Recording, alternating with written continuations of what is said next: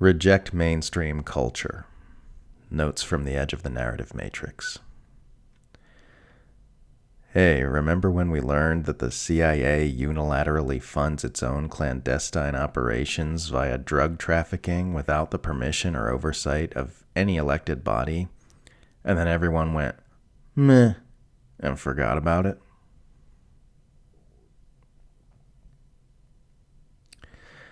It's strange how many Westerners who grew up watching Star Wars still side with the evil empire on every foreign conflict.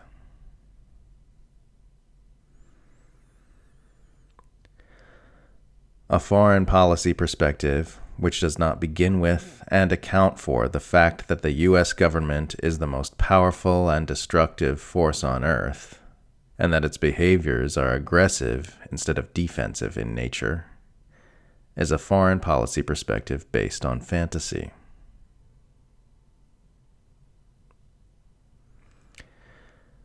People tell me, "You just hate America." I don't even know what that means. What specifically is it that I hate? The people? The dirt the country is built on? Or is it possible that my actual target is the most powerful and destructive government in the world and the oligarchy which runs it? I hate the USA is as nonsensical a statement as I love the USA. The land that label points to is so vast and its people so diverse that nobody can have any emotional relationship with it. Beyond that, it's just a collection of conceptual constructs which exist only in our imagination. The entire U.S. homeless population could be housed for less than the price of a single aircraft carrier. This, just by itself, is a sufficient argument for tearing down the entire U.S. political system. Americans. Help! Republicans. Fuck you, Democrats. We need to come together and have a conversation about the help you need because these things take time and there's a process. And really, it's not just about the what, it's also about the how, and the how sometimes gets lost in the what, and the what of the how, and the what. The Oscars is a big fancy party where vapid airheads who've profited immensely from the status quo give each other trophies for making movies which reassure everyone that the U.S. empire is awesome and capitalism is totally working.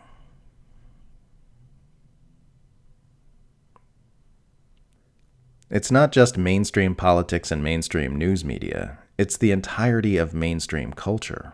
All of its movies, books, music, values systems, ideals, it's all inseparably intertwined with the sick status quo we now find ourselves in, and the manufactured worldviews which consent to it. Teenagers understand this better than adults. There's an intuitive rejection of mainstream culture. It feels weird and dissonant. Adults make fun of them for it. Ooh, it's not alternative enough for you? But that rejection is arising from a very healthy impulse. Mainstream culture should be rejected because it's what got us into this mess. It is sick. The instinct to reject it is as healthy as the immune system's instinct to attack a pathogen.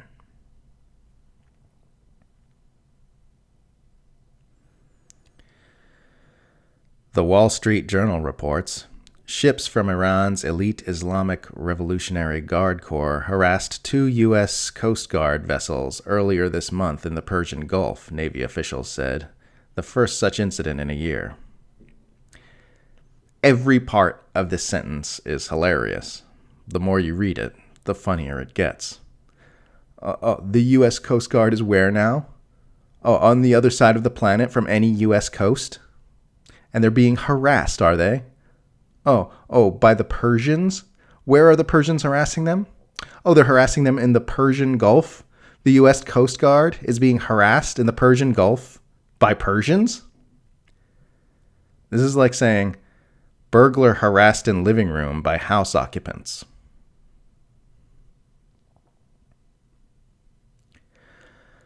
Our media are so truthful and objective that they always take care to give us all the different perspectives from the full range of political opinion, both liberal corporate warmongers and conservative corporate warmongers.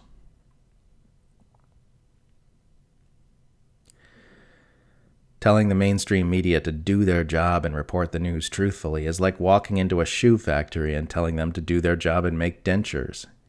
It isn't the mass media's job to tell the truth. It's their job to administer propaganda. And they do a great job.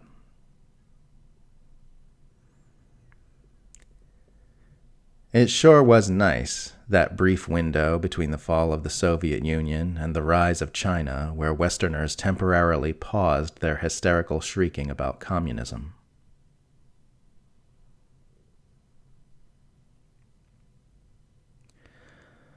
When people object to criticisms of the U.S. centralized empire, it isn't because those criticisms are unfounded. It's because if those criticisms are valid, it will mean everything they believe about the world is wrong. It would be a kind of a death for them, and people fear death. Because perception is reality, finding out that your entire worldview is wrong is experientially the same as losing your entire world.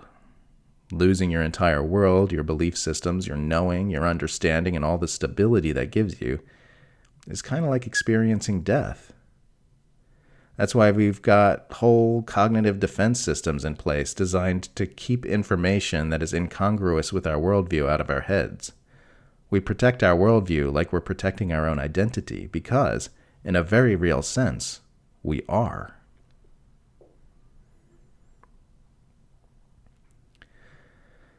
It's funny how, of all the many desires people have, the desire for their own minds to be purged of illusion barely features.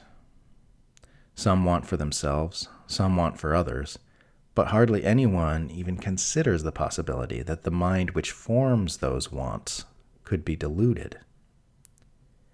If people just put the desire for freedom from delusion above all other desires, the other desires would quickly fall into their proper places.